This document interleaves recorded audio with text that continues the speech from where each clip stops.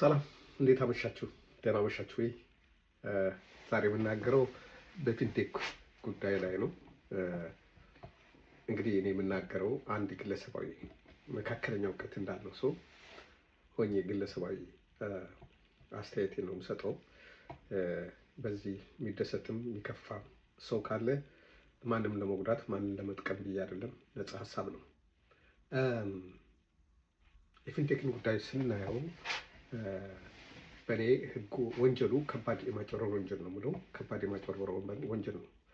ይህ ከባድ የማጭበርበር ወንጀል በተለይ ሁለቱ ተከሳሾች ዋና የሚባሉት ሁለቱ አንዱ ተያዘ አንዱ ያልተያዙ የሚባሉ ሰዎች ሆን ብሎ አቅደው እና አስበው ማህበረሰብን ለማታለል ፕላን አውጥተው እቅድ አውጥተው አጥንተው የሰሩት ወንጀል ነው። ይህ ወንጀል ሲሰራ እንደኔ እንደ ቀድሞ የፖሊስ ባለሙያ እንደዚህ አይነት ጉዳዮችን እንደመረመረ ሰው በእነዚህ በሁለት ሰዎች ብቻ የታቀደ ነው ብዬ ለማለት እቸግራለሁ። እንደዚህ አይነት ረቀቅ ያለ ወንጀል ለመስራት በጣም የመንግስትን ጓዳ ጎድጓዳ የሚያውቅ በተለይ በኢኮኖሚ ኢንቴሊጀንስ ውስጥ በደንብ በሰል ያለ እውቀት ያለው መንግስት ፈቃዶች እንዴት ነው የሚሰጠው፣ የትኛው ፈቃድ ከየትኛው ጋር ይያያዛል፣ የዚህኛው ፈቃድ ስልጣን ምን ያህል ነው፣ ለምሳሌ ከውጭ ጋር ደግሞ ሲሆን ይሄኛው ከውጭ ሀገር እቃ ለማስመጣት ምን ለማለት ወይም ደግሞ ኢምፖርት ኤክስፖርት ሲሆን ምን መደረግ ያለበት፣ ለዚህ ፒኤልሲ እንዴት ነው የሚከፈተው፣ ውጭ ሀገርስ በገንዘብ በዶላር በምናምን መቀያየር ይቻላል ወይ፣ እንደዚህ አይነት ረቀቅ ያሉ ነገሮችን ሊያውቅ የሚችል በደንብ ጥልቀት ያለው ብስለት ያለው ሰው ወይም ደግሞ ተቋም ከነሱ ጀርባ እንደነበረ እገምታለሁ። እና ይሄ በጣም የረቀቀ በጣም የታሰበበት መሆኑን የምታውቁት ከሀገራችን ውስጥ ፐብሊክ ፊገር የሆኑ ሰዎችን ጠቅላላ ያነካካ ነው። በአብዛኛው በህዝቡ ተቀባይነት ያላቸው አርቲስቶች፣ ታዋቂ ሰዎች፣ የፖለቲካ ሰዎችን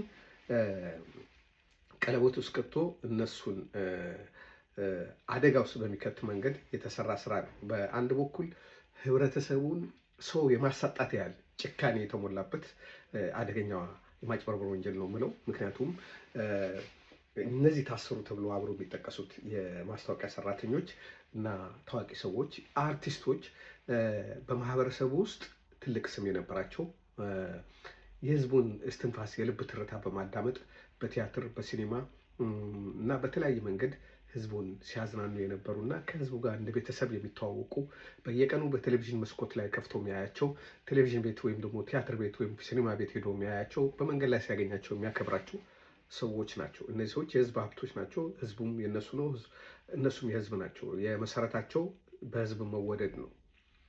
እና እንደዚህ አይነት ህዝቡ የኔ የሚላቸው ብዙ ሰዎች በርካታ ሰዎች በአንድ ችግር ውስጥ አንድ ላይ መክተት ማለት እኔ ህዝብንም እንደመበቀል ነው ማየው።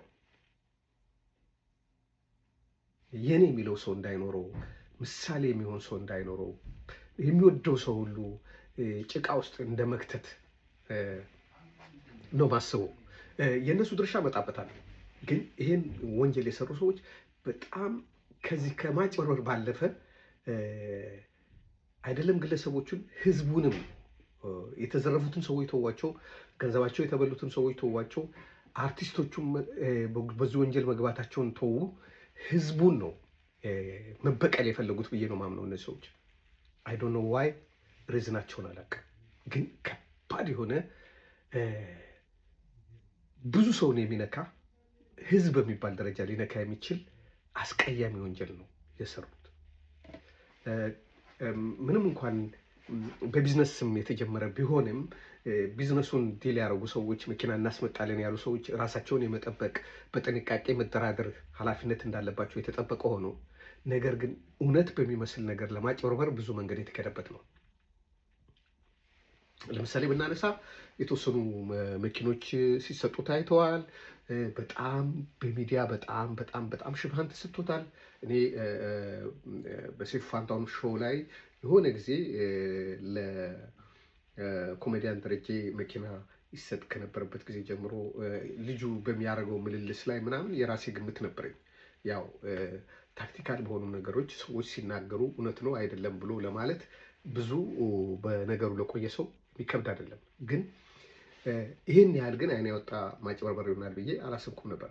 እና እነዚህ ሰዎች አርቲስቶቹ በወንጀሉ እንኳን ቢጠየቁ እኔ የሀሳብ ክፍል አላቸው ብዬ አልልም። የሀሳብ ክፍል ማለት ወንጀሉ ሲፈጸም አብረው አቅደው ወንጀል እንደሚፈጸም አውቀው የሰው ገንዘብ እንደሚበላ አውቀው ምናምን ሰርተውታል ብዬ አላምንም። ግን እንዝላልነት አለበት። እንዝላልነት ማለት ጠለቅ ብሎ ይሄ ነገር እውነት ነው አይደለም ብሎ ለማረጋገጥ አለመሞከር ካልሆነ በስተቀር ማንኛውም ማስታወቂያ የሚሰራ ሰው ማስታወቂያ ዲል ሲያደርግ ማስታወቂያ የሚያሰራውን ሰውዬ ጠቅላላ አደረጃጀት፣ የመስሪያ ቤቱ ካፒታል፣ ስንት ሰራተኛ እንዳለው ሁሉ ነገር ማወቅ ግዴታ ያለበት አይመስለኝም። ተደርጎም አያውቅም። ምናልባት የተወሰነ ደረጃ ከሄዱ በኋላ ነው ይሄ ነገር ያጠራጥራል ብሎ ለምን ጥቆማ አላረጉም ምናምን የሚል ነገር ሊነሳ ይችላል። ግን መጀመሪያ በሀሳቡ ላይ ዋናው ጠንሳሾች አይደሉም። ምናልባት ተባባሪ ሊባሉ ይችላሉ። እሱም በርቀት ነው። ሊያውቁ ግን እውቀቱ ሊኖራቸው አይችልም። ወንጀሉ እንዴት እየተሰራ እንደሆነ እውቀቱ ሁለቱ ዋና ሰዎችና ሌሎች ከጀርባቸው ያልተጠቀሱ ሰዎች ይኖራሉ ብዬ አምናለሁ። ሌላ የፖለቲካ ሰዎች ይነሳሉ፣ አምባሳደር ዲና ሙፍቲ ይነሳሉ፣ የሆኑ ሚኒስትር ዴኤታ ይነሳሉ። እነዚህ ሰዎች በዚህ ወንጀል ላይ መጠየቅ አለባቸው ብዬ አላምንም እኔ። ምክንያቱም የሆነ ሰው ኢንቨስትመንት ካረገ ማበረታት አለ። የመንግስት ባለስልጣኖች ሄዶ ንግግር ሊያደርጉ ይችላሉ። ካፒታል ይህን ያህል በሚሆኑ ካፒታል እንደዚህ እየጀመርኩ ነው ብሎ ሊሆን ይችላል። ስለዚህ የሀሳብ እነሱም ቢሆን የሀሳብ ክፍል አይኖራቸውም። እነዚህ አርቲስቶች የሀሳብ ክፍል የላቸውም። ስራ ነው የሰሩት። ግን እንዶ በጣም ይብዛ ከተባለ የተጠቀሙትን ነገር ነው ማጣት ያለባቸው። 2 ሚሊዮን የተቀበለ ካለ 2 ሚሊዮን ማጣት ነው ያለበት። 4 ሚሊዮን የተቀበለ ካለ 4 ሚሊዮን ማጣት፣ መኪና የተቀበለ ካለ መኪና ማጣት አለበት እንጂ የዋና ወንጀል ባለቤት ሊሆኑ አይችሉም። ስለዚህ በየቦታው ፎቶቸው ተለጥፎ እንደ ወንጀለኛ እንደዚህ ምናምን የሚባዛው ነገር ደስ የሚል አይደለም። ያገለገሉ ሰዎች ናቸው። ሊሳሳቱ ይችላሉ፣ ግን ዋና ወንጀለኞች አይደሉም። ያን ያህል ዘመን የሰሩትን ነገር አመድ ማልበስ የለብንም። ጥቃቅን ስህተቶች አሉባቸው፣ ግን የሚወራውን ያህል አይደለም። ቢበዛ 4 ሚሊዮን የተቀበለ ሰው ካለ 4 ሚሊዮን ብር የጥቅም ተካፋይ ነው ተብሎ ነው እንጂ መታሰብ ያለበት የወንጀሉ ዋና አድራጊ አይደለም። መኪና የወሰደ ሰው ካለ መኪናው ምናልባት የወንጀል ውጤት ነው፣ በተጭበረበረ መንገድ የተገኘ ነው ተብሎ መኪናው መያዝ እንጂ የባንክ አካውንቱን መታሸግ ያለበት አይመስለኝም። ንብረቱን መታገድ ያለበት አይመስለኝም። ይህን ያደረጉ ሰዎች ካሉ ሙያዊ አይደለም። 1 ሚሊዮን ብር የሆነ ሰው ሰረቀ፣ ለሆነ ሰውዬ ተያዘ። ሰውየው የሰረቀውን 1 ሚሊዮን ብር የታረከው ስሎ 400 ብር ለእንትና ሰጠው ቢል በ400 ብር ነው ያ ሰውዬ የወንጀል ውጤት የሆነ ነገር ተቀብለሃል መልስ፣ ወይም ደግሞ ስለዚህ ጉዳይ ስቴትመንት ቃልን ስጥ ሊባል የሚችለው በዛ ነው። እና እነዚህ አርቲስቶች በስራ መሀል ላይ ሊያውቁት በማይችሉት መንገድ ወጥመድ ውስጥ እንደገቡ ነው የምንረዳው። ስለዚህ ይህን ያህል ስማቸው የሚጎድፈው ነገር በልክ ቢሆን ጥሩ ነው። ይህን ያህል የሚታሰሩትም ደግሞ እነሱ ምን አይ ምርመራ ሊደረግባቸው ነው? ምን አይ ምርመራ? የጉዳዩ ባለቤት አይደሉም፣ ዋና አይደሉም። የጉዳዩ ባለቤት የሆኑ ሰዎች ጋር ስንመለስ በተለይ አንደኛው ሰውዬ በኢንተርፖል ከዚህ በፊት ተይዞ የመጣ ሰው እንደገና እንደዚህ አይነት ድርጅት እያቋቋምኩ ነው ሲል የሀገሪቱ ደህንነት ክፍል ምን ይሰራል? የህዝብ ደህንነት የሚባለው ምንድን ነው? የህዝብ ደህንነት ማለት እኮ መንግስትን መጠበቅ ብቻ አይደለም፣ ህዝብንም መጠበቅ ነው። የሆነ ሀገሪቱ ሽብር እንዳይፈጠር በሰዎች ላይ በመድኃኒት በምናምን በህዝቡ ላይ የሚፈጠሩ ነገሮችን መከታተል አለበት አይደል? ትልቅ ማጭበርበሮችን ህዝብን እንደዚህ በሞኖፖል ቅድም ተደጋግሞ ሲናገር የመኪና ማስመጣት ፈቃድ የላቸውም እየተባለ ፈቃድ ከሌላቸው ይሄ ሁሉ ገንዘብ ሲሰበስቡ ደህንነቱ የት ነበራል? ፖሊስ ላይደርስበት ይችላል። ለፖሊስ መረጃ ክስ ከመጣ በኋላ ነው ጉዳይ ሊከታተል የሚችለው። የደህንነት ክፍሉ የኢኮኖሚ ዘርፉ ደህንነት ክፍል ምን ይሰራል? ለምንድነው ክሮስ ቼክ ያላደረገው? ሌላ የተጨበረበሩት እነዚህ ሰዎች ሳይሆኑ የሆነ የቻይና ድርጅትም 10% ብቻ ከፍሎ የወሰዱት መኪና አለ። ይህም የሀገር ዕዳ ነው፣ በሀገር ስም ነው እንግዲህ ኢትዮጵያዊ ከሆኑ።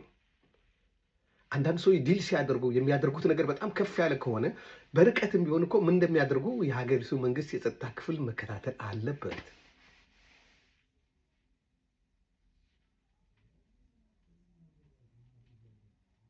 አሁን በኢንተርፖል ተይዞ የመጣው ሰው አሁን ውጭ ሀገር ወጥቶ ከሆነ ለኢንተርፖል እንደገና አመለጠን በሌላ ወንጀል እንደገና ማለት አይከብድም? እምቢ አይሏችሁም ካላችሁ ግን አይከብድም ወይ?